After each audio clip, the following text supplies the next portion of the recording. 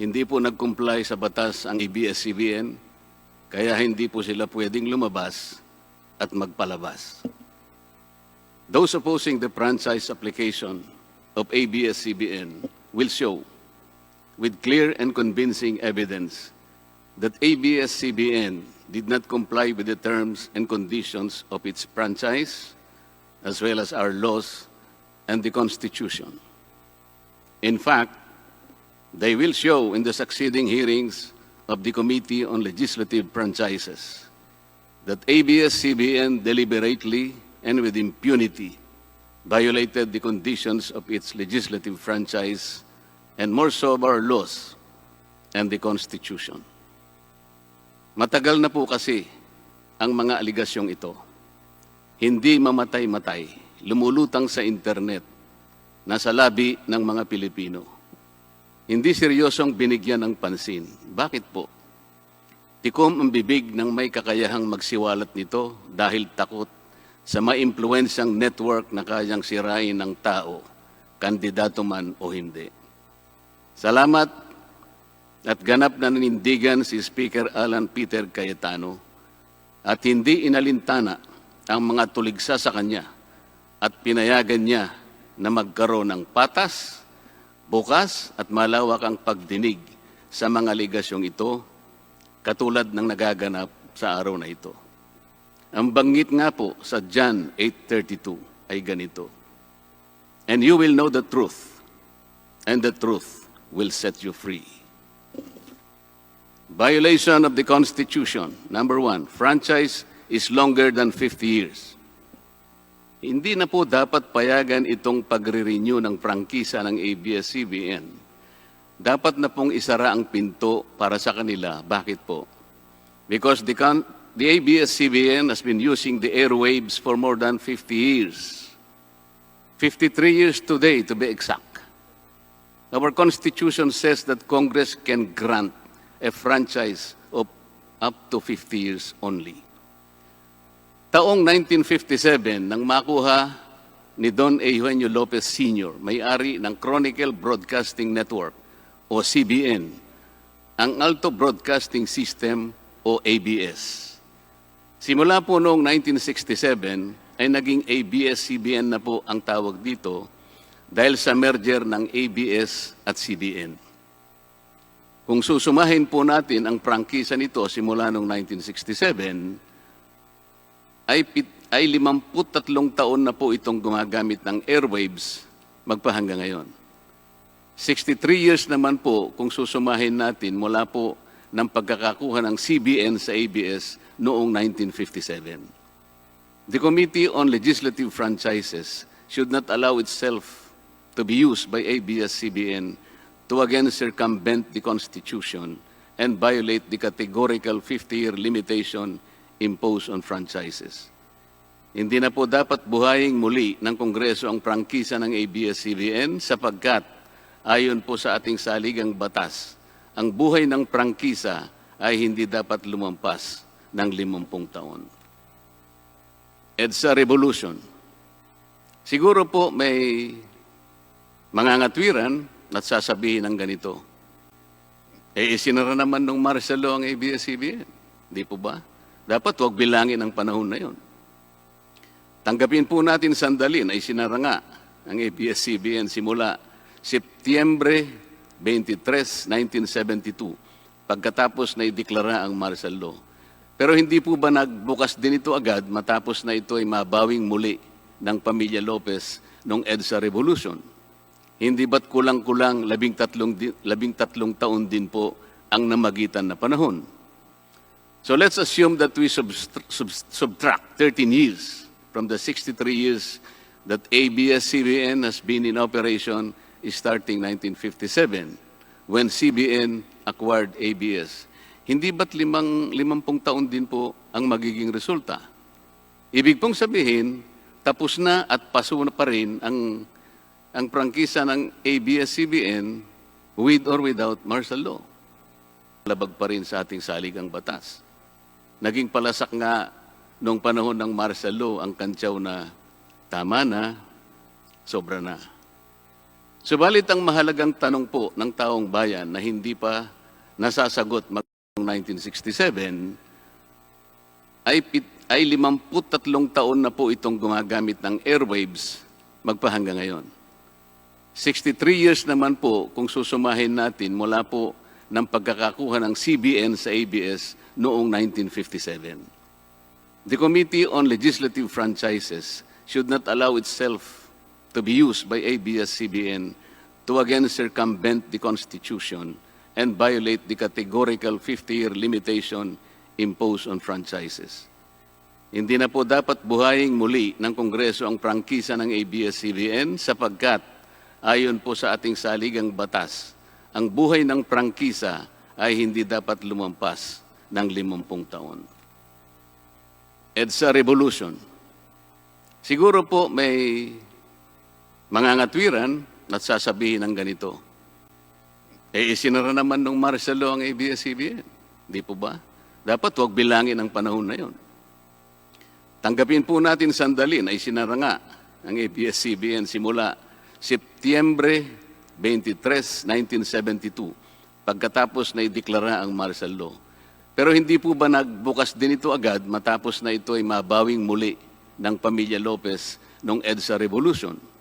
Hindi ba't kulang-kulang 13 taon din po ang namagitan na panahon?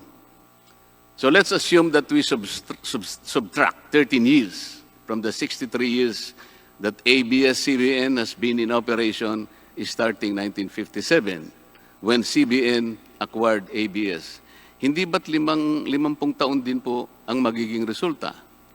Ibig pong sabihin, tapos na at paso na pa rin ang prangkisa ng ABS-CBN with or without martial law.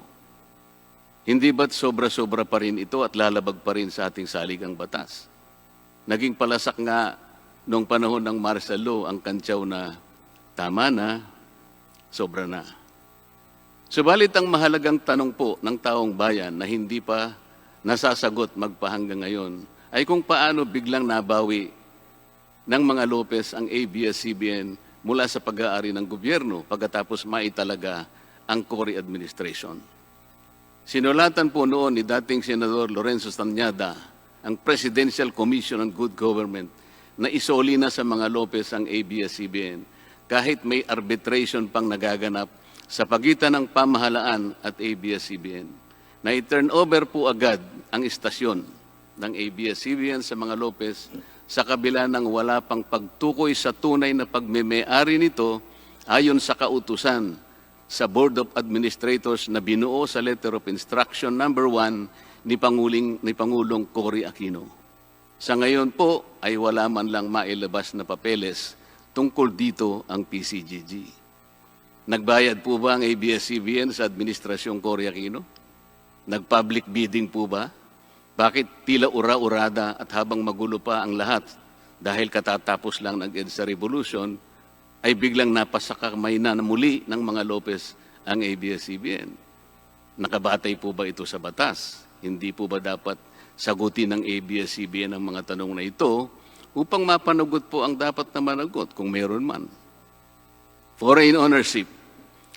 Puntahan naman po natin ang muling pagbubukas ng ABS-CBN noong 1986. Pati po kasi noong panahon yun ay may paglabag na rin sa ating saligang batas. Ano po kaya yun?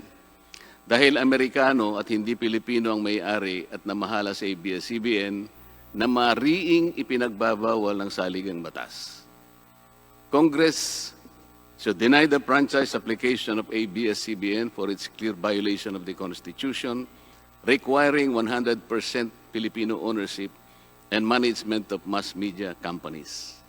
ABS-CBN's former president, Mr. Eugenio Gaby Lopez III, was an American citizen when he took the helm of the company in 1986 as director, then president, and then chairman in the later years. It was only in 2000 that he petitioned for recognition of Filipino citizenship and was issued a certificate of recognition as a Filipino citizen in 2002.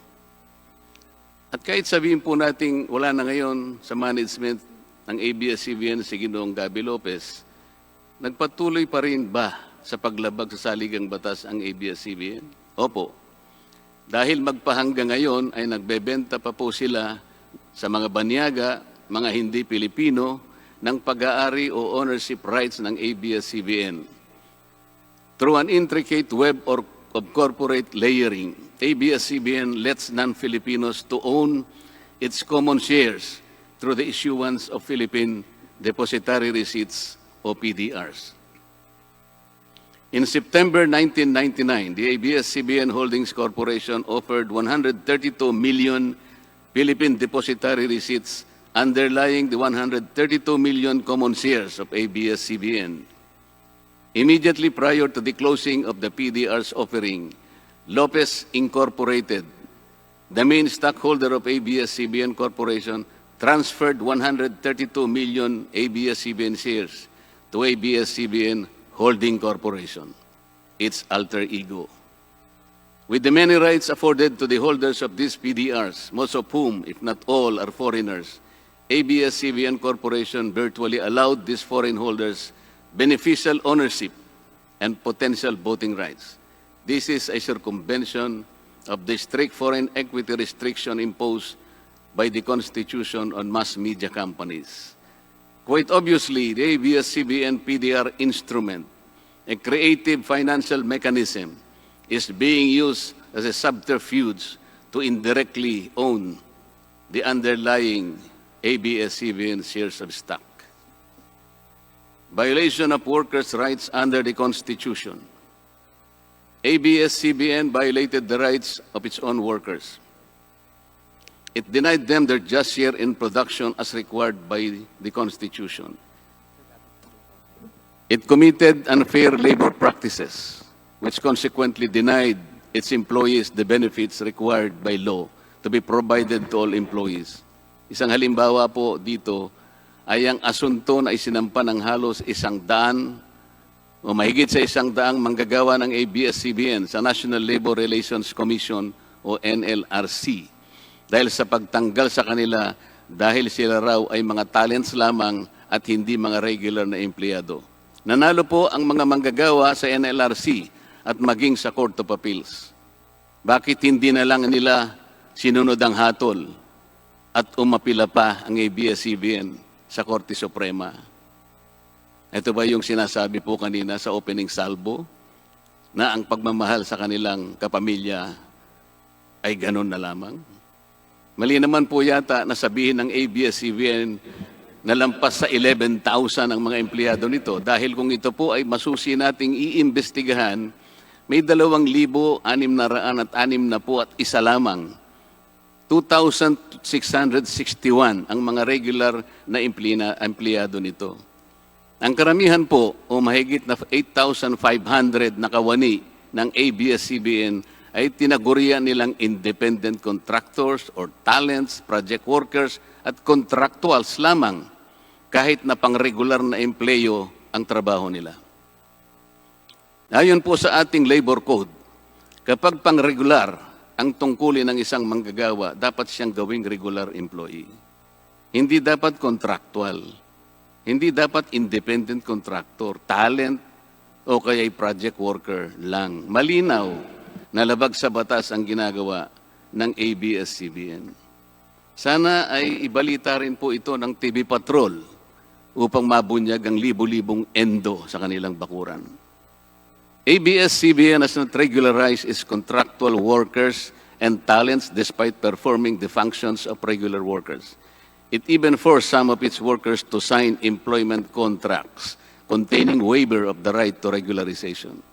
And those who refuse were unceremoniously terminated from work. ABS-CBN has subcontracted most of its production work to subcontractor production companies, despite the fact that production is directly related to its core business. These production entities are paid minimally, whose workers obviously get lesser benefits and take-home pay compared to ABS-CBN's regular employees. And yet, the profit generated by ABS-CBN from its independent production companies appear greater than its expenses, especially those expenses that are even deductible for income tax purposes. Kung kaya't hindi po may kakaila sa publiko na napakarami ng labor cases na hinarap at haharapin pa ng ABS-CBN. Ang masaklap pa po dito ni hindi nagbibigay ng contribution ang ABS-CBN para sa benepisyo ng kanilang mga empleyado. Dahil po sa 2,661 lang ang regular employees nito, ang mga ito lang ang may benepisyo. Ang iba po na mahigit 8,500 na nagtatrabaho sa ABS-CBN ay wala po ni katiting na government-mandated benefits na natatanggap katulad ng SSS, PhilHealth o kaya Pag-ibig. Kanina po sa opening salvo, narinig po natin na ang kanila pong isinasangkalan ay yung kanila pong mga kawani, mga manggagawa.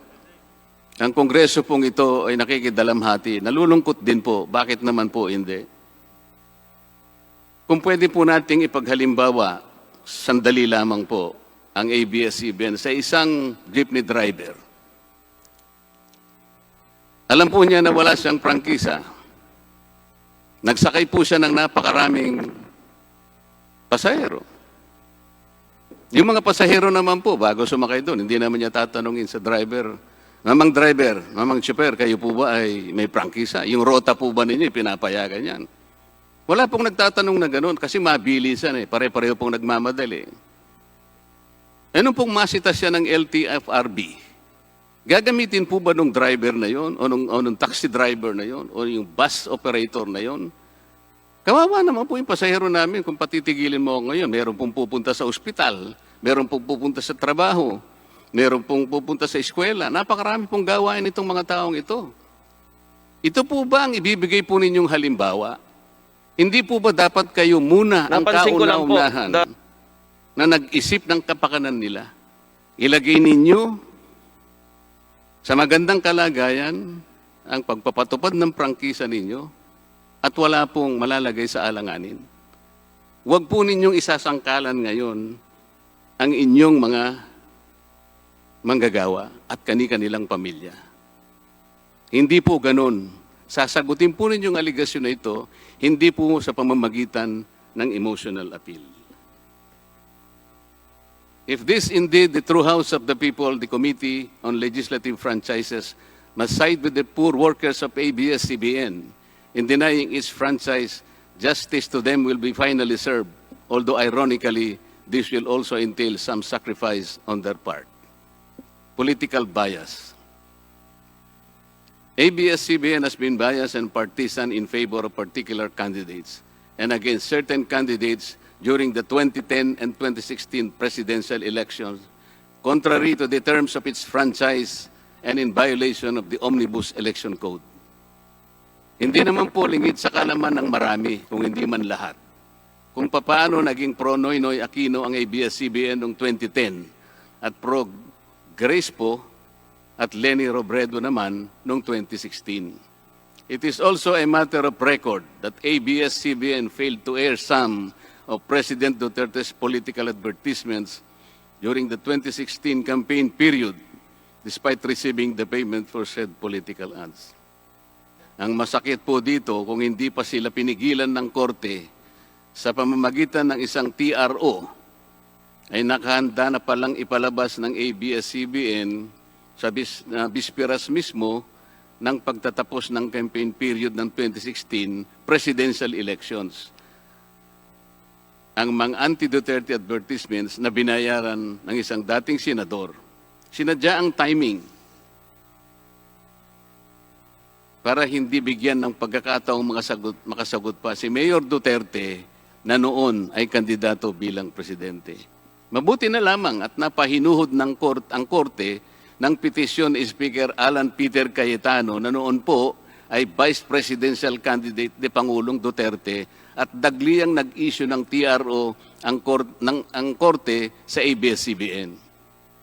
It is now a public knowledge that President Rodrigo Duterte and Speaker Alan Peter Cayetano expressed their disappointments over ABS-CBN's unfair reportings and meddling in previous elections.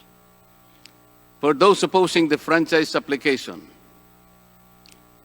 Hindi na po dapat payagan ng ABS-CBN na muling pakialaman ang politika sa ating bansa. Panahon na para ang taong bayan ang pumili ng mga namumuno na gusto nila at hindi ang napipisil ng ABS-CBN. Paalala lang po sa ABS-CBN, you are a broadcasting company, not a political kingmaker. Either you play ball or you play fair. Multiple channels in one franchise. Mga kababayan, inabuso po ng ABS-CBN ang kanilang prangkisa. Sa hindi nila maipaliwanag na dahilan o maaari namang sinadya na gamitin ang kanyang prangkisa para sa isang channel lamang, pero gumamit pa ng ibang prangkisa ng telekomunikasyon na hindi naman pang broadcast upang mas kumita at makapagbenta sa pamamagitan ng maraming channels. ABS-CBN violated the terms and conditions of its franchise by offering its TV Plus boxes for a one-time fee but using the free-to-air signal authorized in the franchise granted by Congress at no cost to ABS-CBN. Tubong lugaw, ika nga.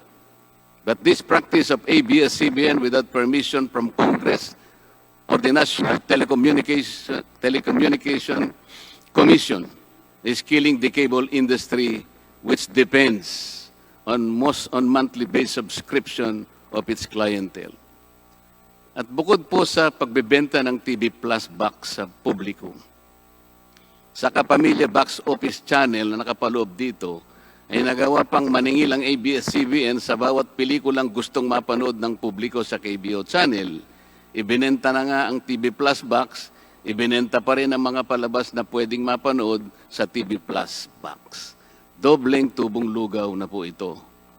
Hindi po saklaw ang mga ito sa prangkisa na ipinagkaloob ng Kongreso sa ABS-CBN.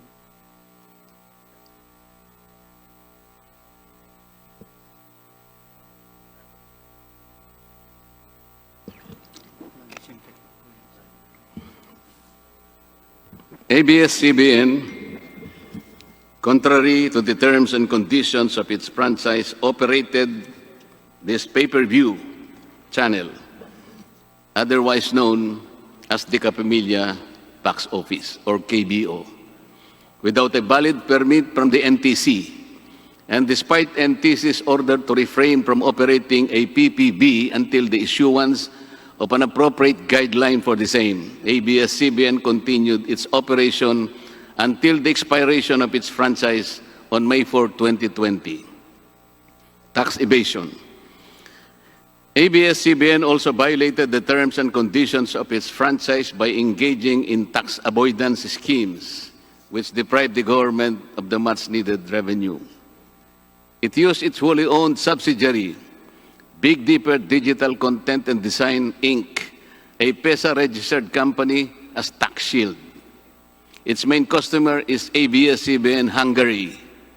And because of this unconscionable tax avoidance scheme, ABS-CBN alleged effective tax rate in 2018 was at negative 5%. This means that ABS-CBN managed to avoid paying taxes in 2018.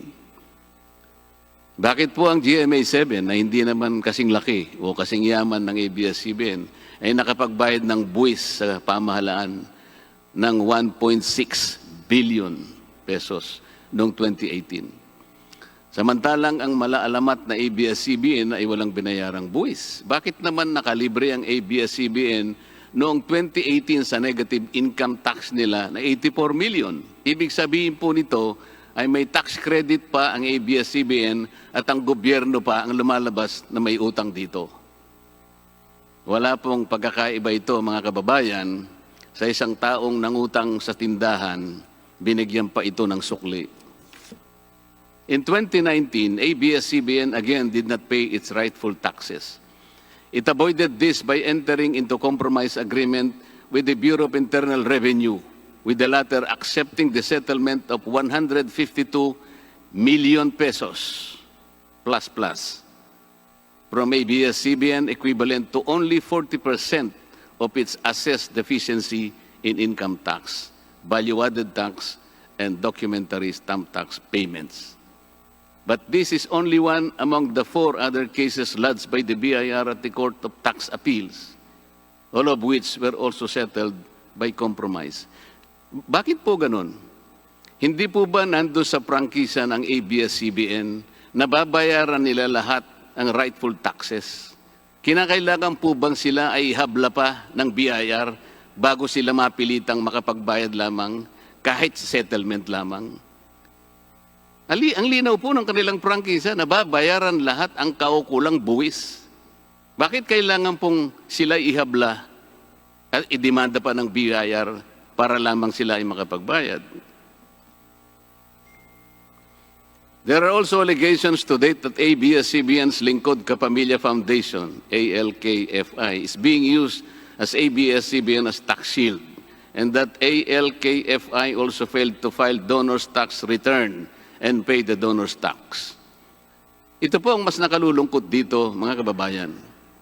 Kapag politiko o government official ang nagkawang gawa, epal ang tawag dito ng ABS-CBN. Kahit mula pa sa sariling bulsa ng politiko, ang pinanggalingan ito.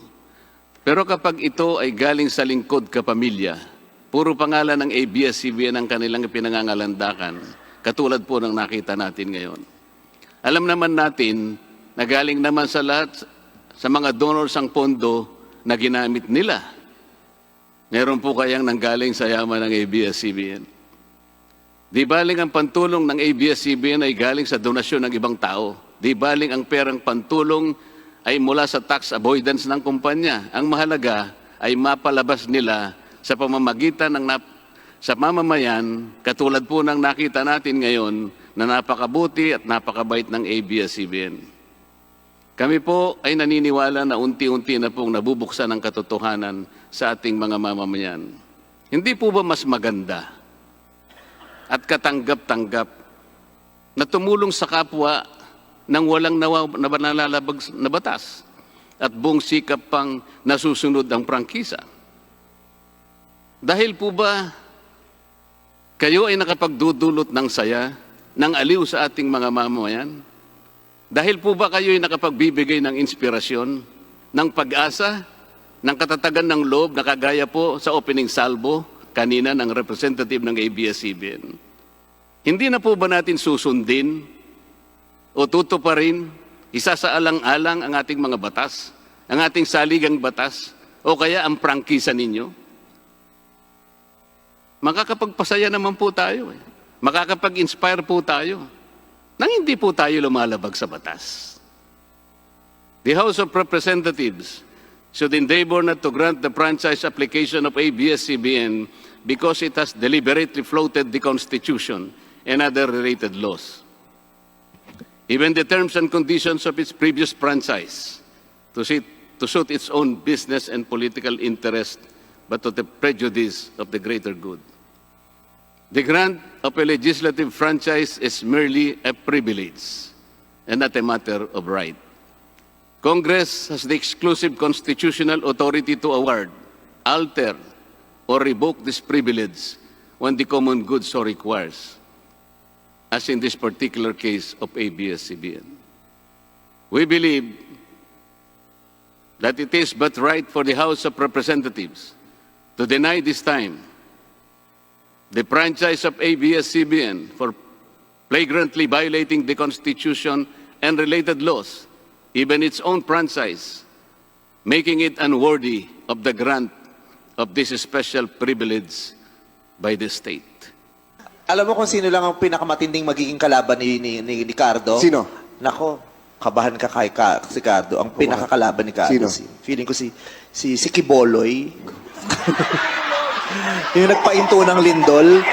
Si Kiboloy lang ang magpapahinto ng probinsyano. Abangan nyo yan. Oh. So inahamon kita Kiboloy, pahinto mo nga ang probinsyano. Napahinto mo pala ang lindol eh. Apakayabang nyo pala eh. Sabi niya daw, stop. Sige nga, punta kang gitna ng EDSA, stop mo yung traffic doon. Stop.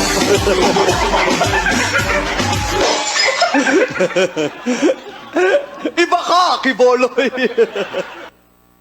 Kailan mo ba gustong mapa-stop ang probinsyano? Ikaw, pwede ka. Kailan mo gustong i-stop? 1 buwan, 2 buwan, 3 buwan, 4 na buwan? Ikaw. Baka sa 4 na buwan, hindi lang yung probinsyanong may stop. Baka pati yung network mo, stop na yan. Mr. Speaker, ABS-CBN posed the challenge. Obviously, the challenge was accepted. There is no reason to complain. Maraming salamat po.